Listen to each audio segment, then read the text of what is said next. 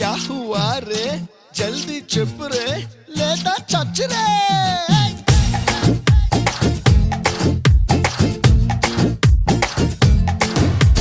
జగదేక వీరుడికి అతిలోక సుందరికి fix అయ్యింది match fix అయ్యింది.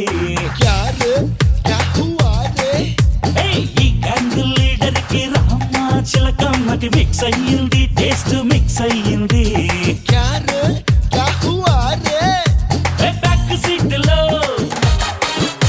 Office కారులో బ్యాక్ సీట్ లో ఆఫీస్ కారులో చక్క చక్క చక్క చక్క ఒకే ఒక పప్పే ఇచ్చింది.